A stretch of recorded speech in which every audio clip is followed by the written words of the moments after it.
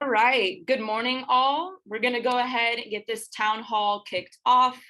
This is the EV Noir Drive the Future Northern California Town Hall. So good morning, Northern and Central California. It's wonderful to see many familiar names and many new. I'm Vanessa Moreland, pronouns she, her, they, them. I'm the Western States Regional Manager at EV Noir. We are a technology company focused on solutions, best practices, and diversity, equity, and inclusion, all within electric mobility or e-mobility. We work to enhance electrification strategies and decarbonization efforts for a wide range of stakeholders, including utilities, nonprofits, auto manufacturers, municipalities, government agencies, public health, and regional and national orgs. And we also engage with multimodal clean transportation projects through research, education, and outreach, just like today's town hall, as well as our upcoming National E-Mobility Diversity, Equity, and Inclusion Conference that's taking place on November 17th and 18th, so just about a month out. And this national conference is virtual, open to the public, and you can register with that link you see on the slide, emobilitydeiconference.com. Before we move into our program, I want to recognize our partners for today's town hall, first being Grid Alternatives Bay Area, as well as Acterra and Ecology Action. Thank you so much for making today's event possible. I also want to thank our panelists today who have exactly the kind of knowledge and expertise we need to move California's transportation electrification forward. The conversations ahead of us today are as critical and timely for Northern and Central California as anywhere across the country. We'll hear from industry professionals, community members, and local leaders who will share their insights into accelerating equitable deployment of electric transportation here in Northern and Central California. We know these regions have a reputation for forward thinking, but there's so much more work to be done so all people, all communities can live, play, work, and thrive. Under-resourced and communities of color in California experience disproportionately large burdens from transportation pollution.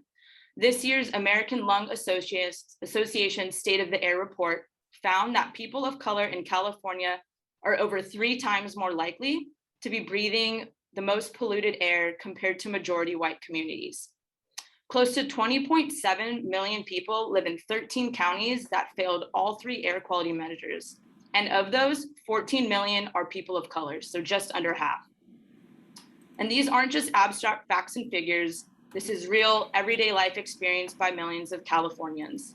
Due to disproportionate exposure to particulate matter emissions, communities of color are more susceptible to health issues, including the increased risk of lung cancer, heart attacks, asthma, and stunted lung development, all which negatively impact the quality of life and length of communities of color. Many of you here today are already likely familiar with these negative health impacts, whether it's from a family member, a neighbor, a colleague, or it's your own lived experience. I absolutely echo that experience. It's very close to heart for me. I'm a Bay Area native, born and raised in the South Bay, near a nexus of expressways, highways, highway interchanges, then shifted to the East Bay, where there's a high density of environmental, social, and economic justice communities along the ports, highways, and industrial zones. As an early teen, I was diagnosed with asthma and have witnessed the direct impact on myself, as well as my fellow community members that also have to navigate various health impacts and just severities from being so close to pollution. So where do we go from here? And how do we build solutions to challenge the norm and also make this a more equitable journey moving forward? Today, communities of color are less likely to have access to EV charging stations and clean transportation infrastructure. In California, Black and Latinx majority Bloc groups are the only groups that are significantly less likely to have access to any type of public charging in their Bloc groups compared to the rest of the state. We also know there's a strong correlation between public EV charger deployment and the current and projected EV vehicle ownership rates. So it's even more important to prioritize all forms of multimodal electric infrastructure in diverse communities. Electric transportation, with its lack of tailpipe emissions, lower fuel and maintenance costs, can help address many negative impacts of fossil fuels and disparities experienced by underserved and communities of color. but only if equity is incorporated into these e-mobility programs and policies from the beginning and are not an afterthought. I want to thank you all so much for joining us this morning. We have a fantastic slate of panelists from right here in Northern and Central California. My team Tarek, the National Policy Manager here at EVN, Evie Noir, will bring us through the agenda and next section. Thank you. Thanks, Vanessa, and thank you everybody for joining us. Good morning. I have the distinct pleasure of introducing our 5 panelists that will be supporting today's discussion. Hopefully we'll move swiftly into a Q&A panel discussion for about 35 minutes, and from there transition into breakout rooms that each have specific themes. Hopefully shortly thereafter, we'll conclude the event and get you all on your day. So I want to kick things off and get things started with Hannah Crager. Hannah is a Senior Program Manager of Climate Equity at Green Lining and works on the development and implementation of policies and programs leading to clean mobility and climate resilience investments that benefit low-income communities of color. She was the lead author of the Mobility Equity Framework, a tool that can be used to maximize equity, outcomes, and community engagement in transportation planning and decision-making. Hannah was also the lead author of the Clean Mobility Equity Playbook, a report outlining best practices, lessons learned, and recommendations for advancing equity while decarbonizing the transportation sector. She serves on a number of advisory committees for cities, agencies, and universities, and nonprofits for projects relating to shared mobility, public transit, electric mobility, and autonomous vehicles. Hannah holds a BA in sustainability from San Diego State University. So I wanted to hand it over to Hannah to share a little bit more about her work.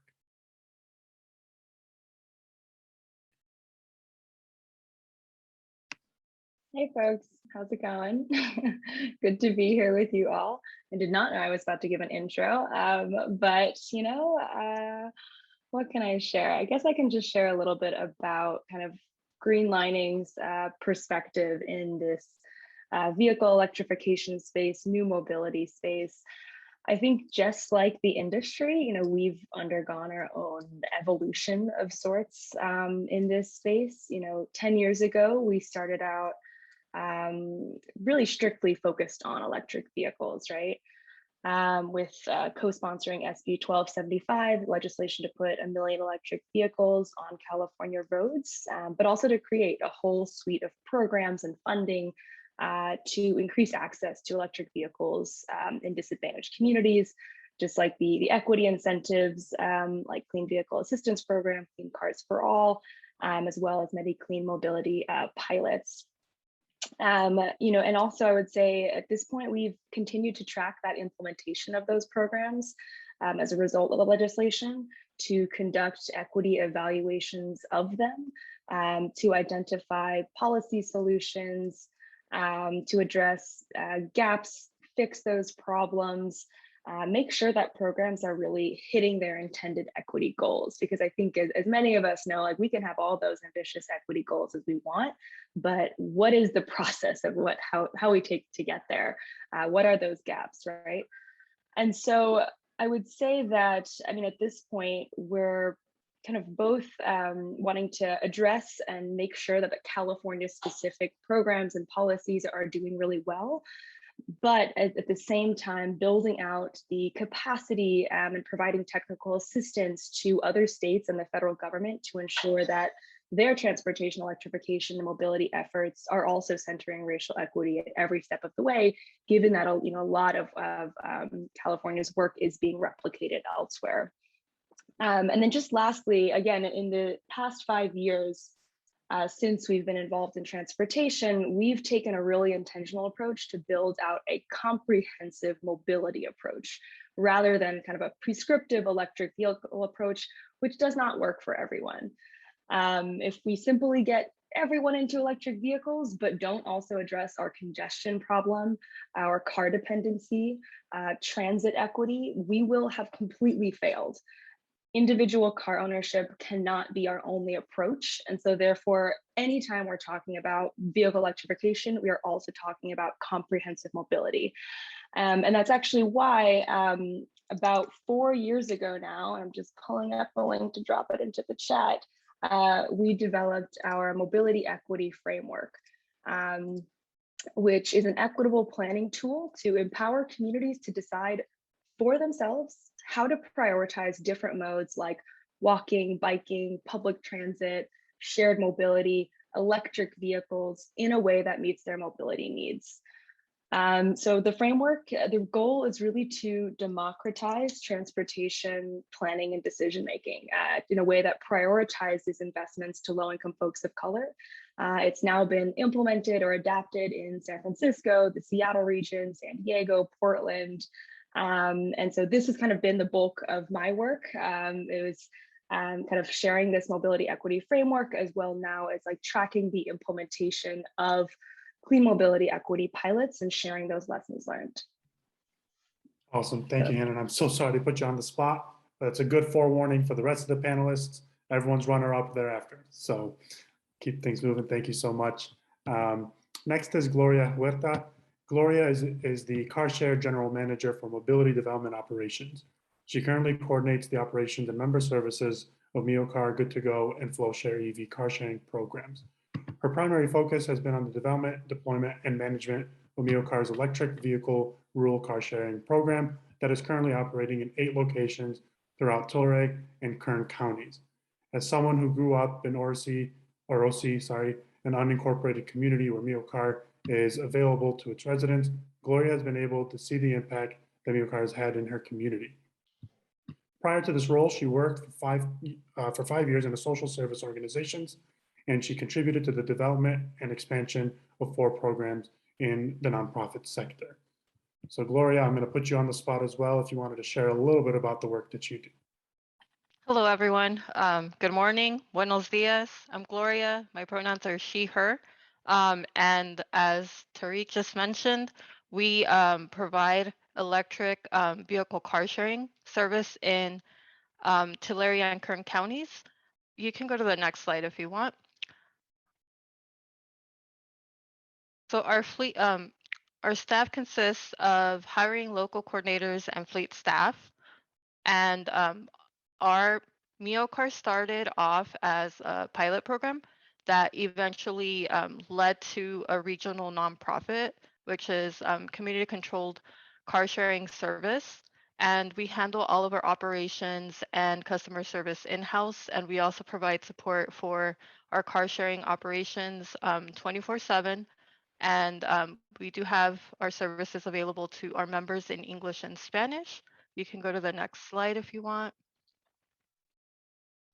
And these are the current sites where Miocar is available.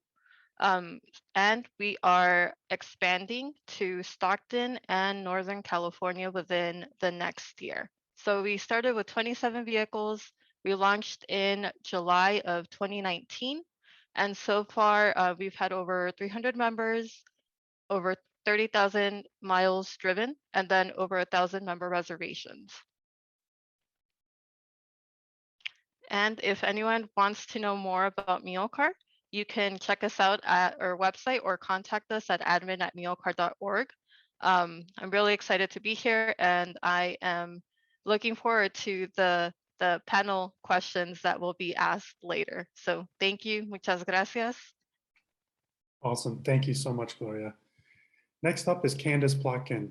Candace is the Director of Legal and Regulatory Policy at Cruise. In that role, she establishes and advances Cruise's policy priorities on existing and proposed laws affecting autonomous vehicles, ride-hailing, product cybersecurity, and data privacy. Prior to Cruise, Candace served as the Director of Legal and Regulatory Affairs at Lyft, where she managed legal regulatory guidance on product lines and initiatives, including autonomous vehicle technology. Before working in the technology sector, she began her career as an associate at Covington and Burling LLP. She received both her undergraduate and Juris Doctorate degrees from Harvard University.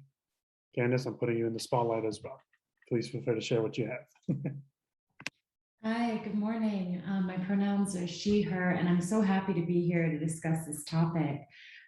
If you don't mind going to the next slide, I'd love to talk a little bit about Cruise.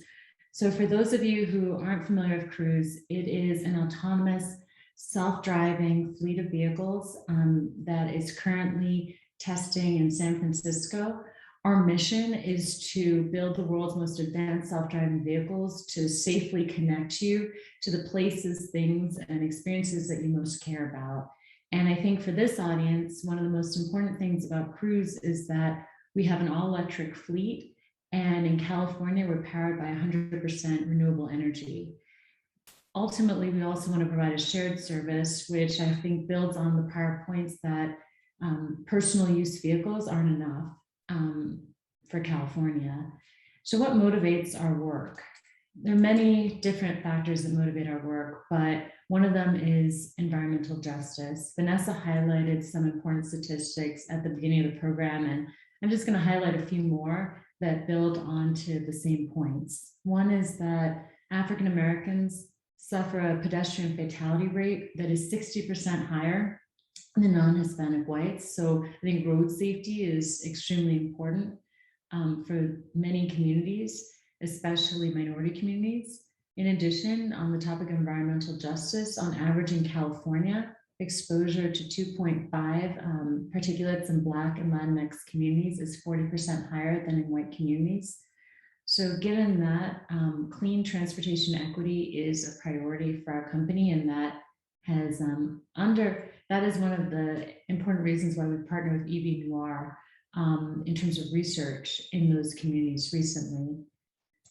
In terms of supporting cleaner transportation for all, we are very focused on increasing public access to clean miles that I'll get into during the course of the program, and also unlocking sustainability through AV fleets, which I think we can do through lower prices for communities, as well as giving greater access to those who can't necessarily afford their own EV or access to electric vehicle infrastructure charging.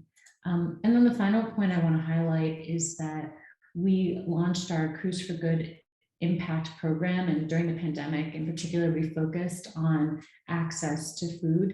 And so I'm very proud of the fact that our company has delivered over 1.8 million meals during the pandemic, 80% of which of the deliveries have gone to low-income neighborhoods. So in addition to transportation equity, we're also focused on what are the ways we can use our vehicles in order to do good in the community, particularly given everything that's happened during the pandemic.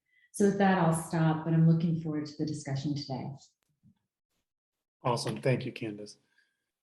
Next up is Lauren Weston. Lauren has nearly 2 decades of leadership experience in fundraising, philanthropy, and advocacy from several well-regarded education nonprofits, including the Breakthrough Collaborative, Hiller Aviation Museum, and the YMCA. Her expertise lies in team building, infrastructure, and program design and scale. Her passion is building capacity and finding resources for her teams to be successful in their own areas of expertise. Lauren is an alumna of New York University, where she received her master's degree in fundraising and philanthropy. She also has a bachelor's in international relations with a focus on African American studies from the University of California, Davis. Lauren is a trained climate reality project leader, having graduated in the summer of 2020. Originally from Northern California, Lauren is working on making her own home all electric with her gaggle of dogs, toddler, and an awesome partner, Tarquin. Lauren, if you have something to share about your work. Yeah, thanks, Tariq. And you actually might hear my gaggle of dogs in the background. I am Lauren Weston, Executive Director of Acterra, Action for a Healthy Planet. I'm thrilled to be here today. Our organizational mission is to bring people together to create local solutions for a healthy planet. We've been around for 52 years doing this work across the Bay Area. Go to the next slide, please. What brings us here today is some of our core programming around beneficial electrification. We have a program and have had a program for years around EV access. Our CurlNap Go EV program increases adoption for all owners, particularly those recently that are income qualified. We've been doing grant and rebate work. We've been doing financial incentive clinics to make sure that all folks understand what their access should and could be. We've been walking them through those rebate processes to decrease the barriers for access. So I'm really excited to talk about that program more in depth today. Acterra being what it is and having been around as long as we are, we've been doing quite a few programs over that time, land stewardship, conservation, but we recently completed a strategic plan that helped us focus our efforts on those things that have the highest carbon emissions in the Bay Area, electrification being one of them. And the second is food waste, plant-based diets. So our second program is Healthy Plate, Healthy Planet. We do health outcomes for that program as well, tracking things like indoor cooking emissions versus outdoor emissions. That's a recent pilot we've done, which I'm really excited to share more with you as well. Next slide. We do public education through a lecture series and our middle school curricula called Youth Be the Change. It is climate change curricula that is in addition to what students are or may not be learning in their classrooms across the Bay Area. We're really excited to be piloting that program in Santa Clara County this year with some great schools and partners and seed funding. We're really excited to be reaching that audience because we know these students probably at this point are feeling more urgency than even we are. So we're trying to provide and elevate those voices for empowerment and advocacy reasons. Next slide. We also focus on workplace sustainability. We've run a program for 32 years called the Business Environmental Awards. We highlight local innovators that are doing sustainability practices that are both innovative and that have impact beyond just their own footprint, those that are sharing those learnings with other workplaces, medium, small size, large size. You'll be seeing more about that in March when we have the award ceremony. We also have our Green Team Network, which meets twice a year in a forum setting. We have almost 500 members that are part of the Green Team Network across the Bay Area, and they are working in these small, medium, and large size companies, making changes every day for themselves and their communities. We're really proud of that program. Next slide. That's it. Awesome. Well, thank you so much, Lauren. Last, but definitely not least, Eric Payne. Eric is the executive director of the Central Valley Urban Institute, which serves as the consciousness of California's San Joaquin Valley by speaking up and protecting the valley's most vulnerable residents. Eric is a communicator with a passion for policy, education, finance, and healthcare. He looks to transform one of Fresno's most underserved communities. Eric has worked to raise the profile of Central Valley and Sacramento by bringing state and federal resources to the valley and improve the quality of life for all Central Valley residents. Eric has been featured on NPR, CNN, MSNBC, NBC, ABC, and has been profiled in Black Enterprise, the Fresno Bee, Sacramento Bee, LA Times, and San Diego Tribune.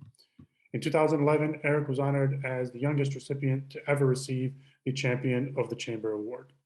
Eric, I'll pass it over to you for some extra thoughts.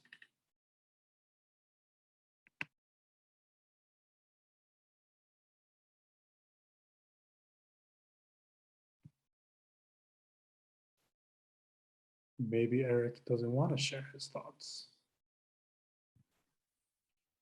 Oh, it looks like we may have had a connection issue. Eric may have dropped off. So I think we'll keep things moving along. Vanessa, I'll hand it over to you.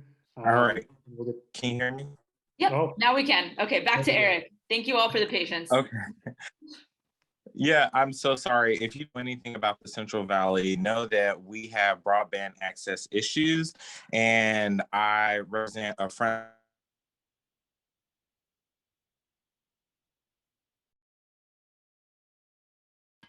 Eric, unfortunately, your audio cut out. So we're going to move forward, and then if anything, we'll be able to circle back and allow some space to speak about the Institute as well as your background. All right, so with that, we're going to progress forward to the panel discussion. So I first want to thank all of our panelists for insight on the organizations. We're going to just cover some quick ground rules here. So please use the chat to ask any questions and remain muted throughout the panel discussion. This will help minimize any background noise as well as cross conversations. Awesome, so we're gonna go ahead and kick off the panel discussion. I am going to pose the first question once the screen share is removed. Thank you. To Lauren from Acterra. So Lauren, Acterra is very embedded within the community, has very deep ties to community members, as you noted, has been really embedded within the community for a stretch of time. So with that, you really understand and empathize with your community members. I'd like to ask, how does Acterra define equity? That's a great question, and I think partially because the answer has changed so much over the last 2 years. I think being 52 years old, we've seen a lot of changes in what equity means, and a lot more attention has been paid these last 2 years, I think, than in maybe our entire history. We have spent a lot of time doing some reflecting on this, and generally speaking, equity is about our ability to make sure that we, in all of our programs, are reducing barriers to access. We want to not level the playing field, but lift everyone up so that we have the ability to create a thriving co-community. We believe in community, we're a community convener, and we've actually learned more from our community partners than I think we've taught them. We are there to meet them where they are. This is something I write in grants all the time. Like if we can't meet people where we are, we're not doing our job. When it comes to environmental justice, we know that our frontline communities are going to have disproportionate, like you said, impacts. And how do we as an organization, a small nonprofit that serves the Bay Area, make sure that those resources are getting shared enough that everyone has the ability to thrive? So we're still working on this. We define new things all the time, but for us, it really is making sure that we're doing our very, very best to get information out to those that need it most. And then in context, learning from those communities what it is they actually need, because sometimes we've been wrong and we've needed to hear from them what works best for them. I think that's one of the best parts about Acterra, is that we've been able to receive constructive criticism in return by being a community partner, because we've built up that trust, so organizations can actually push back on us and say, hey, you need to be doing this better or listening better about these things.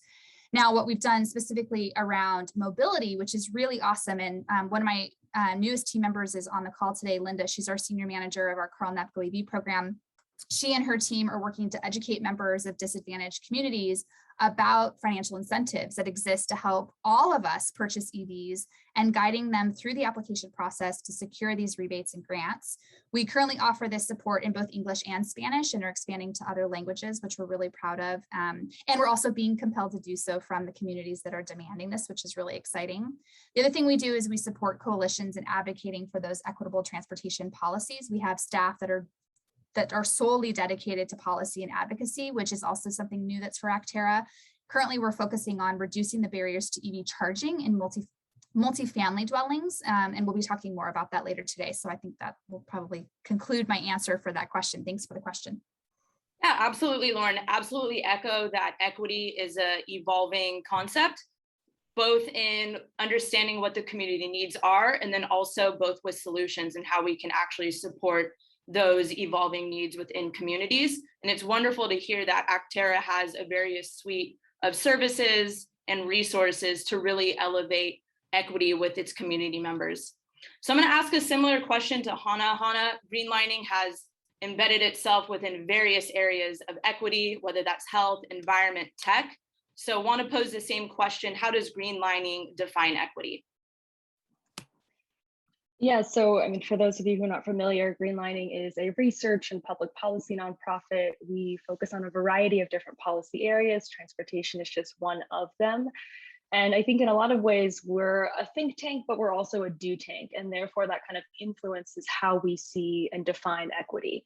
Like our standard, like on our website definition of equity is, transforming the behaviors, the institutions, and the systems that disproportionately harm people of color. And it is the precursor to justice, right? Racial equity is about increasing access to power, redistributing resources, eliminating barriers to opportunity, and empowering low-income folks of color to thrive and reach their full potential. But I think it's important to share examples of like, well, what does that actually look like in action, right? And I would say specific to transportation equity, we need to broaden our definition, because it's not just about increasing access to mobility or reducing emissions. While those are important things, we have to think much more broadly and holistically. And so Greenlining's 6 standards for equitable investment is one lens that we apply to all of our policy areas.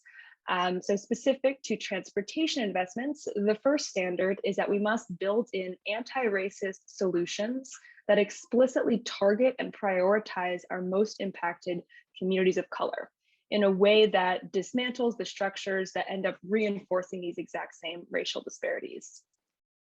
Second, we have to prioritize multi-sector approaches that actually support and reinforce one another. So of course, not just like your standard topics like housing and land use, but also building in climate adaptation, technical assistance, capacity building, workforce development, and more. The third standard is that we have to deliver intentional benefits that break down barriers to accessing benefits, but in a way that doesn't end up increasing or creating new barriers like financial hardship, or displacement. And then fourth, we have to build community capacity using technical assistance, long-term training, and skills development. And then fifth, investments must be community-driven at every stage by lifting up community-led ideas and decision-making. And then sixth, transportation investments have to catalyze a much broader set of pathways to wealth building, not just your standard ones like cost savings, but also creating high quality jobs with fair labor practices, contracting with local businesses, but also growing community-owned assets. And so I know like all of what I just shared, it's super intersectional. It's very comprehensive. It's like our wish list of equity, right? But like, it kind of goes well beyond those traditional measures of transportation, but really like that's exactly the point, because traditional measures have completely failed us, and therefore we have to reinvent and reimagine new measures of equity that kind of center our values.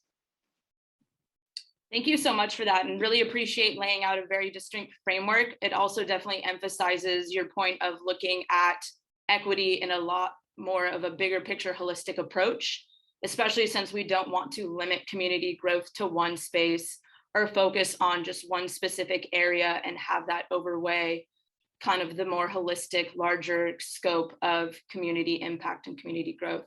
So with that, going to kind of expand on this question, approaching both Gloria and Candace, both of your organizations are really helping community members have access outside of personal vehicle ownership and really connecting those last miles, adding safety, security, assurance to daily riding.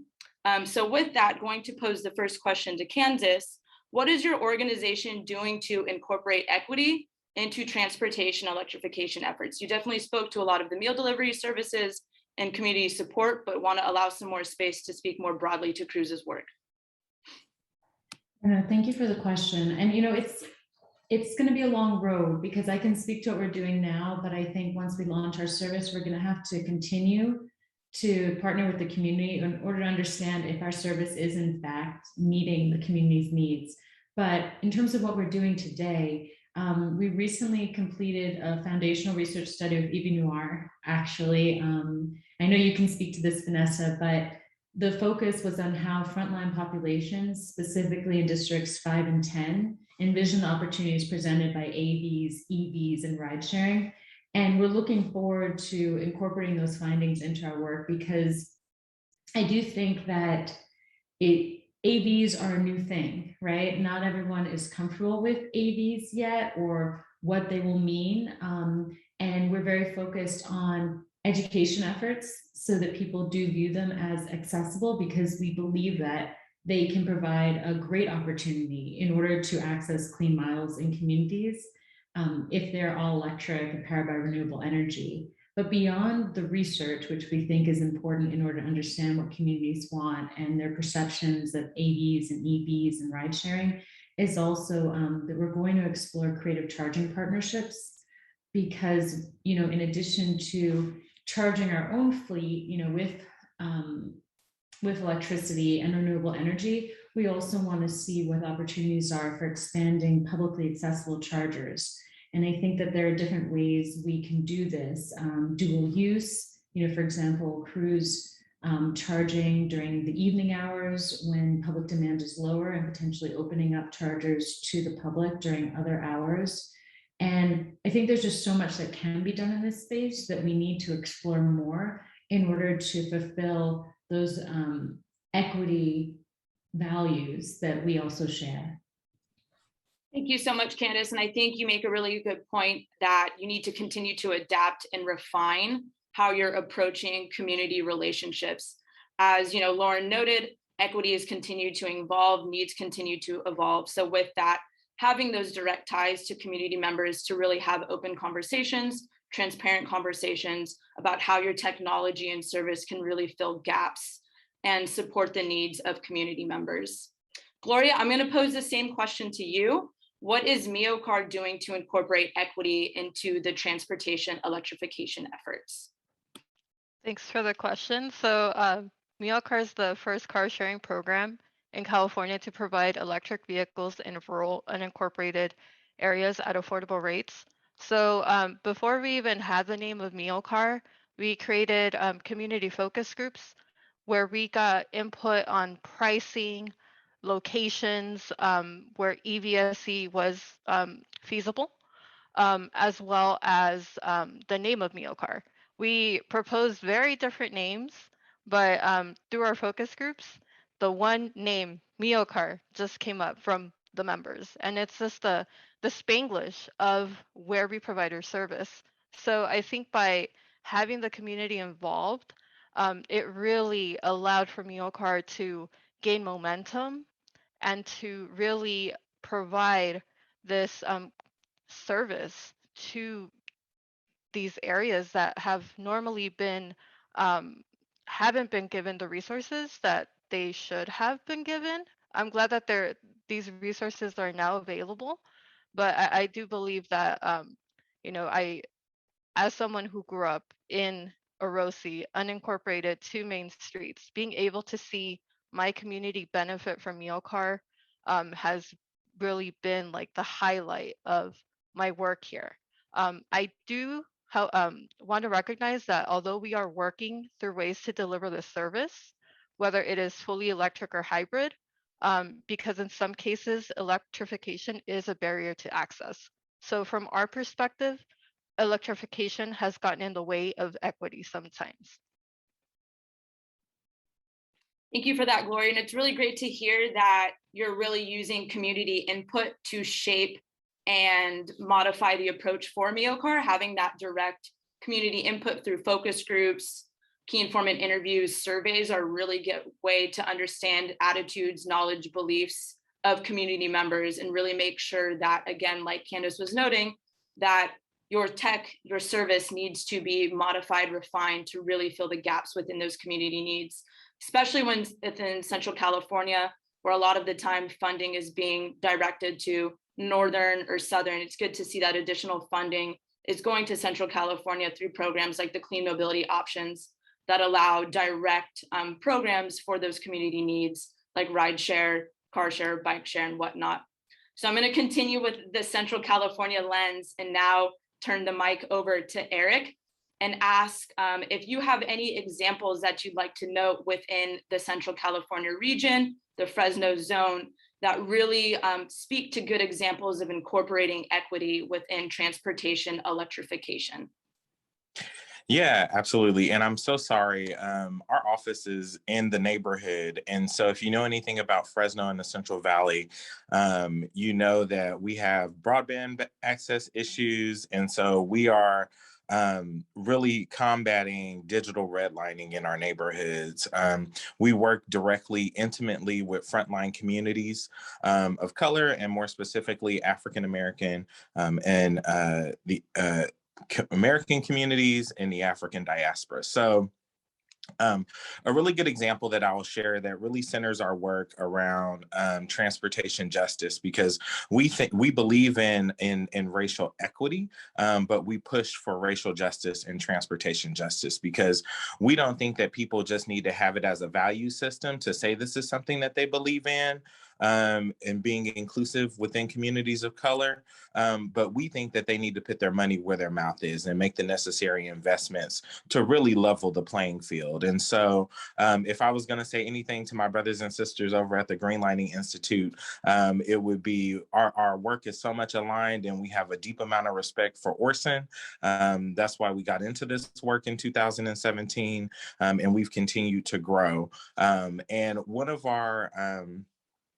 of our efforts that we've worked closely on has been working with our local housing authority and the Strategic Growth Council through the governor's office and the Transformative Climate Communities program, and really pushing the agency to be a thought leader and a thought partner in helping close the divide around transportation equity, and really making those necessary investments towards justice. And so we received a grant, and we came up with a plan to develop a grid system and charge and implement charging infrastructure in public housing and on multi-family public housing properties, and bringing in electric vehicles, because we have Zipcar, our other area in Southern California. And so we developed our own system. And so with that, we've been really fortunate, because one thing that we know is the average profile of a public housing resident, they make less than $10,000 a year. In women of color, who have an average household size, so that they bear the burden of the living expenses in our community when they're putting 30% of their income towards rent. And so we know that if you're making a life choice between getting your medicine, putting food on the table, that oftentimes the luxuries of having a vehicle just don't exist there. And so we work to close that gap and come up with a subsidized program for residents that live in public housing to have access to shared mobility vehicles. And so we're really proud of that work, and we're working towards implementing a policy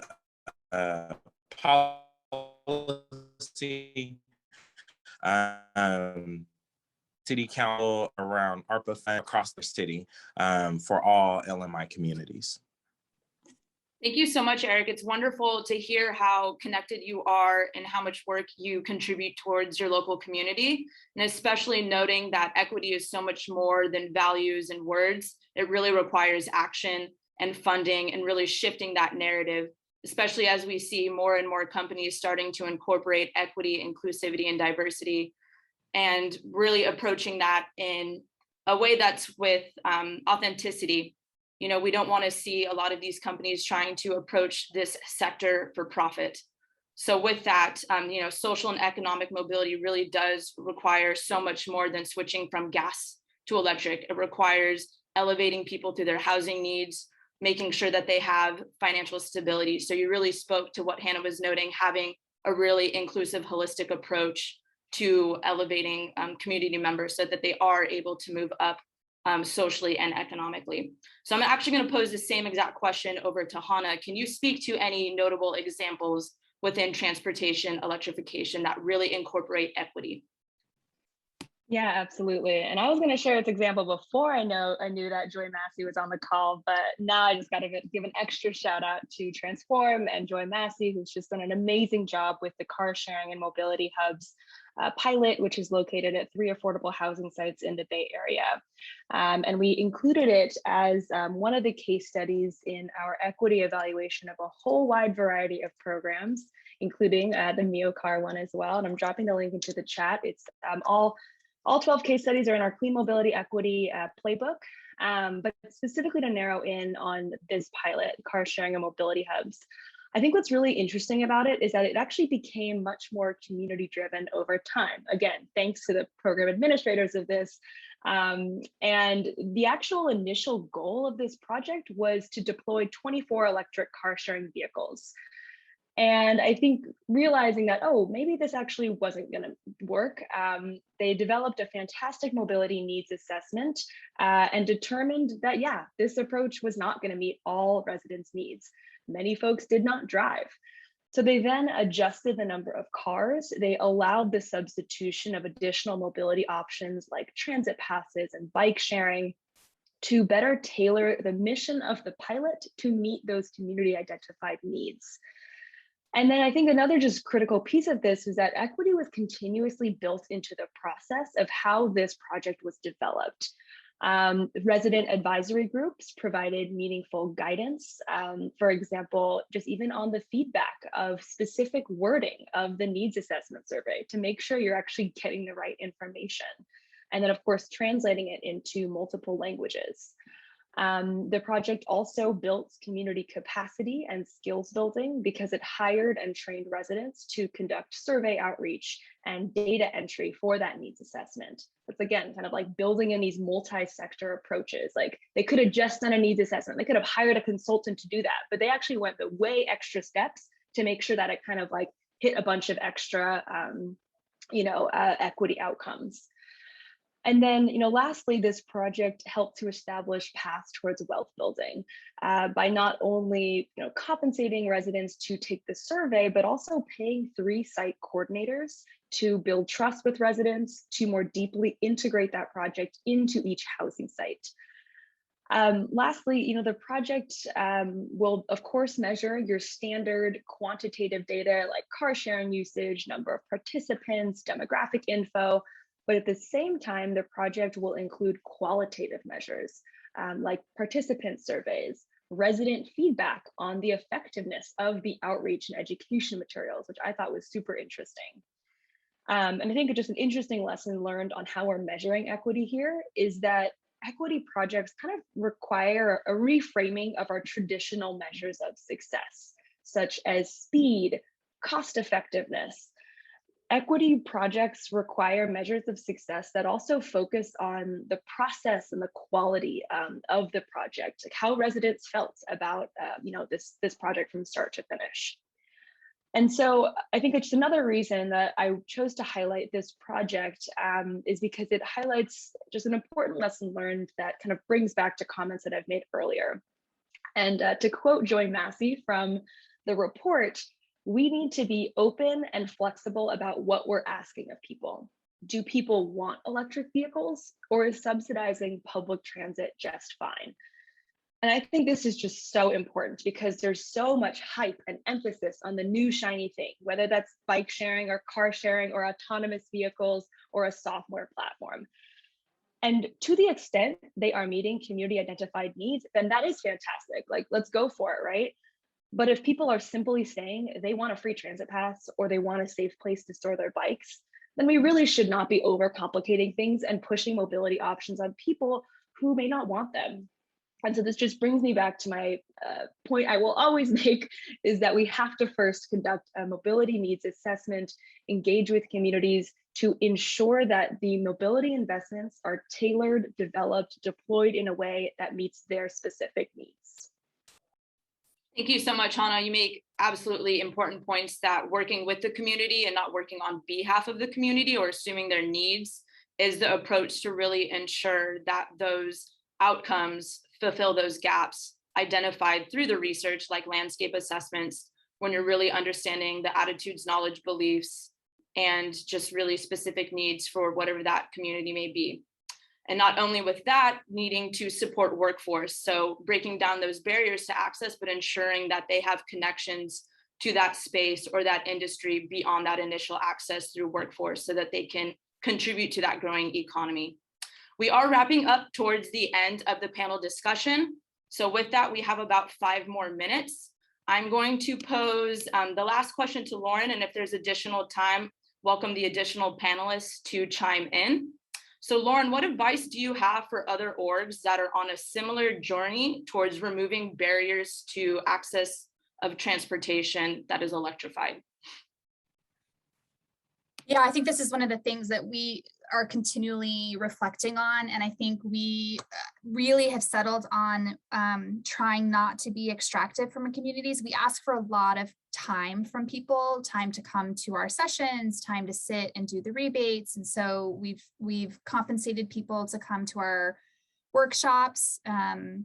We've provided babysitting services, we've provided food, anything that makes it easier for people to participate. And I think that's been a huge win for us. I also think that the message shouldn't always come from us. We've used this kind of influencer model through the faith-based community and local CBOs and businesses that then do the outreach for specific things, because that known entity relationship has made a big difference in kind of opening the door for those clean energy and transportation conversations.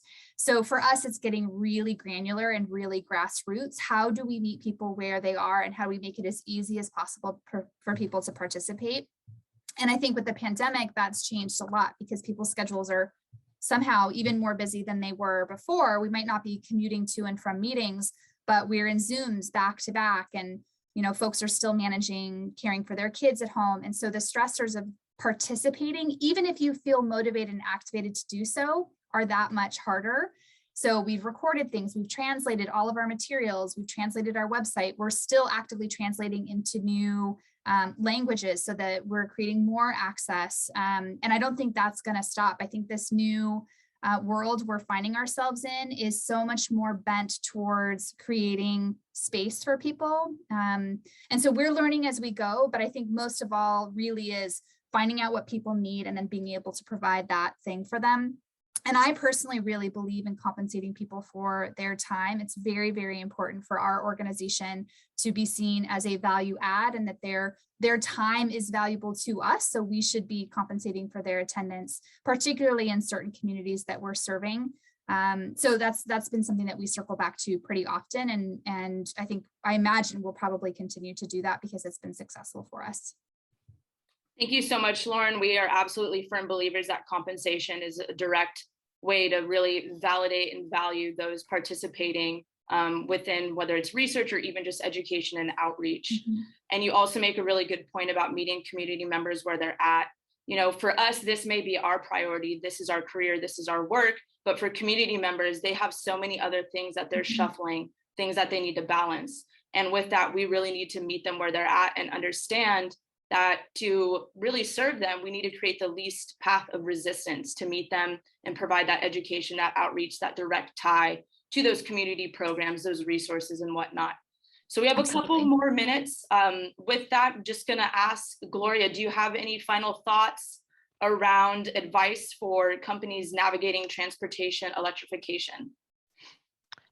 Just to piggyback off of what Lauren and Hannah already mentioned, like listening to the community needs, not just going in and being like, I'm the expert and this is what we're going to do, because that just doesn't work. And also identifying if there's community survey work that exists before, because there might be answers already there, but there's no research being done. So the communities, they're getting asked the same questions, which can be exhausting for them. I would also recommend that slow down as best as you can. Drive towards attainable objectives and expect capital construction to take twice as long, and set up your cash flow by month and source and use with these expectations. I know we're all excited to get these projects or programs up and running, but you really have to think critically about every little detail. So give yourself enough time to do this. I know when we launched Miocar, we did have some issues like our hardware technology issues. So there I was coding away, inputting like things I had never done, like just going into our vehicles, plugging it in, putting a code because we were using 3G devices that had to get switched to 4G because of connectivity issues in rural Central Valley. So just give yourself time. Definitely appreciate the very real feedback there, especially as we're approaching these projects, policies, really need to perform our actions with thoughtfulness, intention, and with that, just allowing time and space and thoughtfulness, as you noted, and just not trying to rush anything as we're trying to support these communities. All right, so with that, just want to thank all of our wonderful panelists for providing meaningful input around equitable transportation electrification. And thank you to our participants for all the feedback in the chat. We're now going to transition to 30-minute breakout rooms, where panelists and participants will have space to discuss transportation electrification in more detail. Each breakout room will be facilitated by EV Noir staff. The 3 rooms are community partnerships, outreach and education, and micromobility. And we're just going to cover some ground rules really quickly on the next slide. Awesome. So first, turn on your video if you feel comfortable doing so. Definitely not mandatory. I know it's early in the morning, so if people don't have their hair did, that's all good. Use the raise hand feature to indicate if you'd like to speak, so we're not talking over anyone else. Stay muted unless talking to also reduce background noise. Identify yourself before speaking. State your name so that others know who you are and also what space you are contributing towards or representing. Step back and step up. So if you find yourself talking a lot, make sure you allow space for other participants in the breakout room to vocalize their feedback, their sentiments, their comments, and also stand in inquiry, turn judgment into curiosity, conflict into shared exploration, defensiveness into self-reflection, assumptions into questions. These are all opportunities for us to grow and challenge our norms and shift narratives. And then also, just because this is industry talk, please be mindful of acronyms. A lot of us love to shout out just jumbles of letters. Some people don't know what they mean. So try to be transparent and clear when using acronyms. So with that, we are going to transition into the breakout rooms.